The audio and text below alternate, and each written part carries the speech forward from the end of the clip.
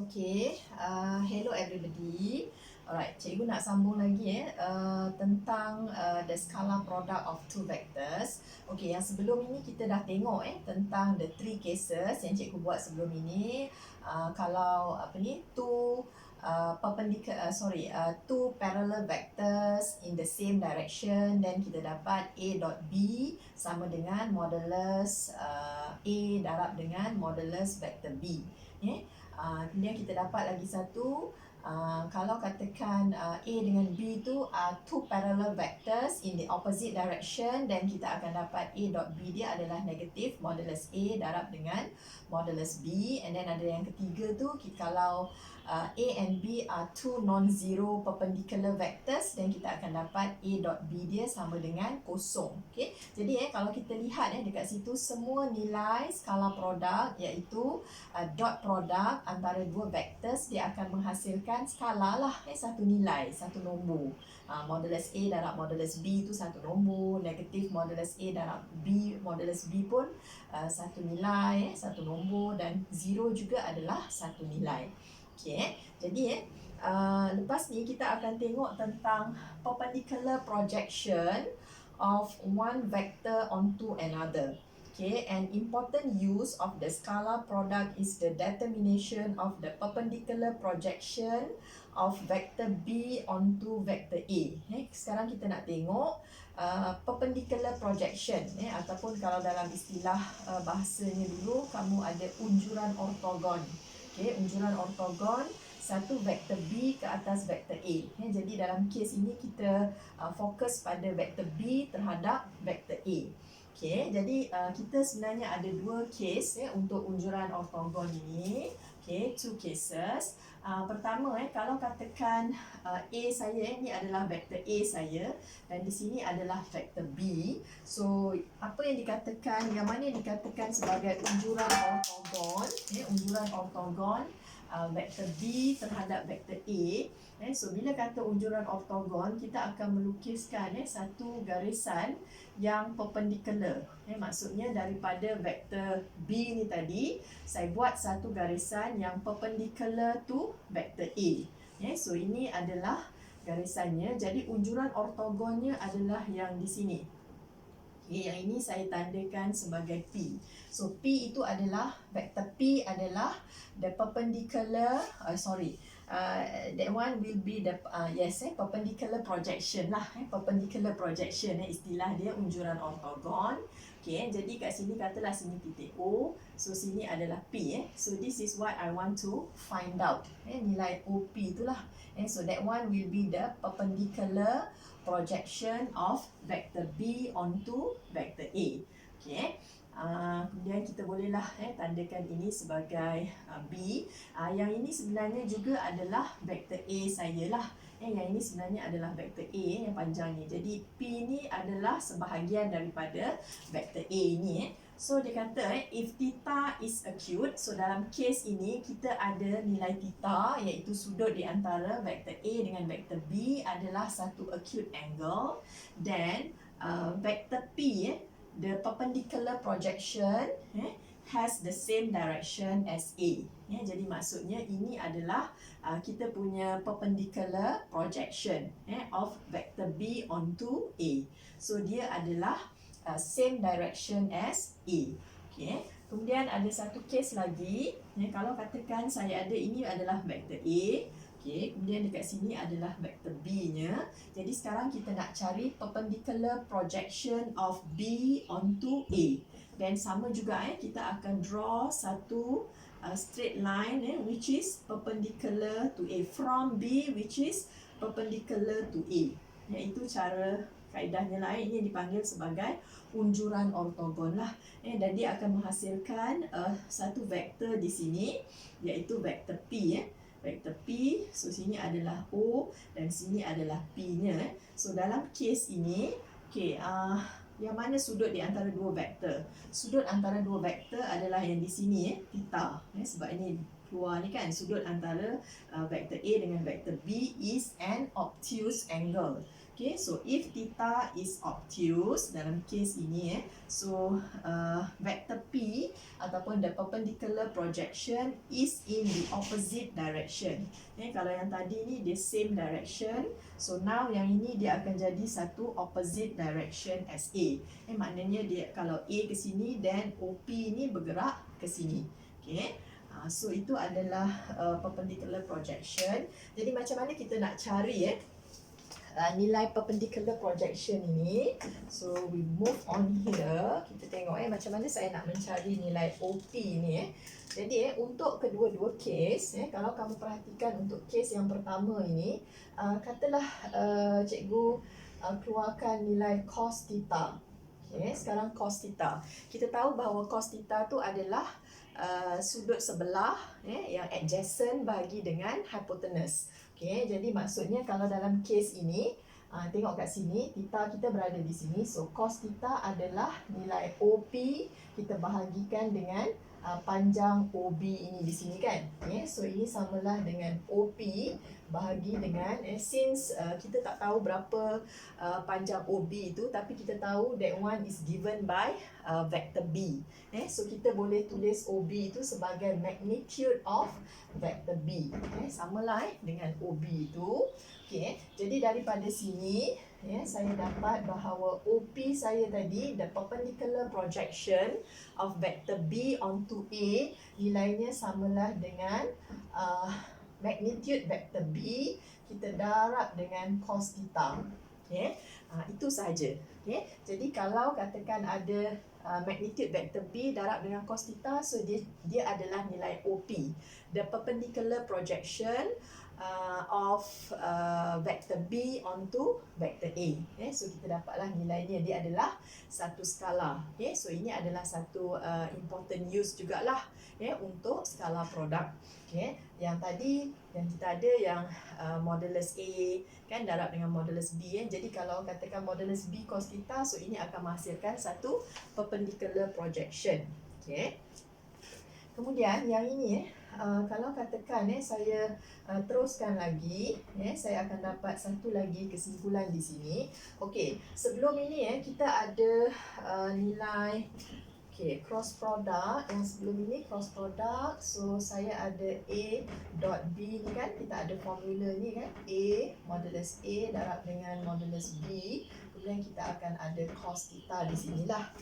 Cos theta. Jadi maksudnya sekarang kalau saya punya cos theta, so cos theta ini samalah dengan A dot B ni tadi. Saya bahagikan dengan modulus A darab dengan modulus B. Saya cross multiply lah. Yang ini saya cross multiply ke bawah. Jadi saya dapat maklumat yang ini. So kalau katakan saya gantikan di sini. Jadi yang nilai cos theta ni saya gantikan dengan ini. So saya dapat kat sini dia adalah A dot B. Kemudian kita akan divide dengan modulus A darab dengan modulus B. Alright. Then dekat sini bila kita ini cross-cross boleh hasil darab saja kan, kita boleh cancel. Jadi sekarang kita dapat satu lagi maklumat penting, iaitu dia akan menghasilkan A dot B kemudian dibahagikan dengan modulus bagi vector A. So this one can be written as, saya boleh letak vector B ni di depan sebab kita tahu kan A dot B sama juga dengan B dot A, commutative. Jadi saya pusing terbalik, yang ini A, so yang ini saya boleh letak di sinilah nilai modulus A ni sebab dia hasil darab sahaja.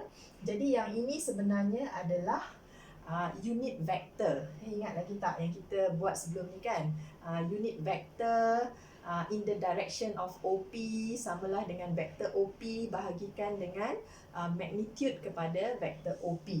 So ini akan menghasilkan satu unit vector, unit vector which is in the direction in the direction of unit vector in the direction of A. In the direction of A. So yang ini juga kita boleh tandakan dia dengan simbol A cap. Jadi maksudnya nilai OP ini juga kita boleh dapat menggunakan B, vector B dot dengan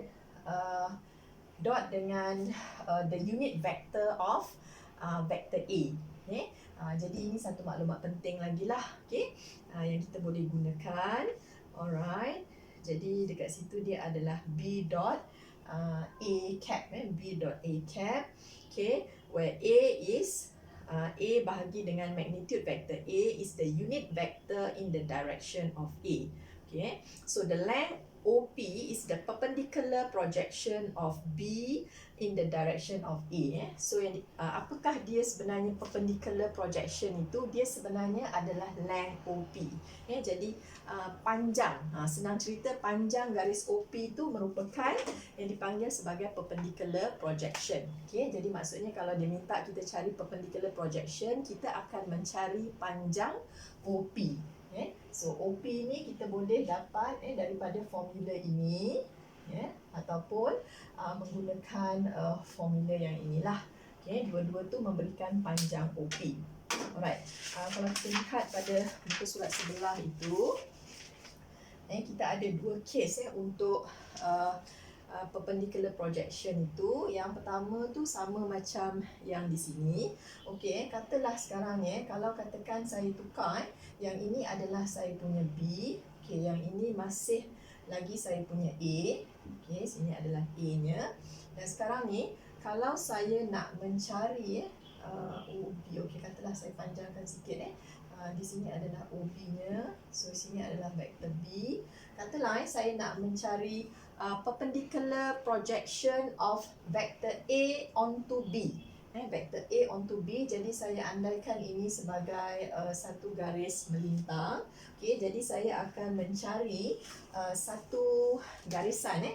Perpendicular projection ni saya akan buat satu garisan yang menyambungkan vektor A ni tadi, satu garisan kepada garisan OB ni tadi, yang mana garisan ini akan sentiasa bersudut tegak dengan vektor B ataupun garisan OB. So ini adalah perpendicular projection of A onto B. Yang tadi tu perpendicular projection of B onto A.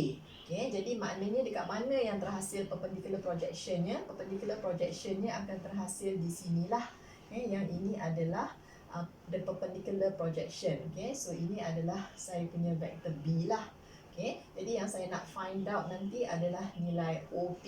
Okay, dekat mana dia punya theta? Dalam kes ini vektor B, okay, sekejap sini BA ini sama jugalah. Theta masih di tengah-tengah ini. Tak ada masalah, cuma yang berbeza yang tadi tu adalah B onto A, yang kat sini adalah A onto B.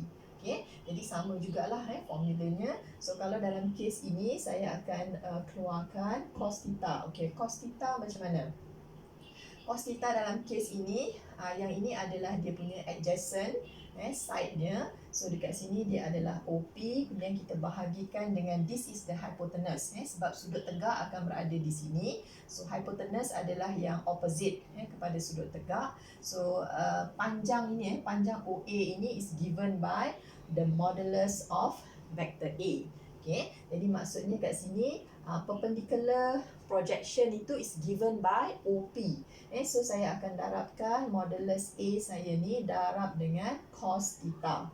Okay, jadi kita boleh juga dapat kalau kita nak mencari what is the perpendicular projection of vector A onto B, dan kita akan ada formulanya adalah modulus A darab dengan cos theta. Kalau yang ini adalah B onto A.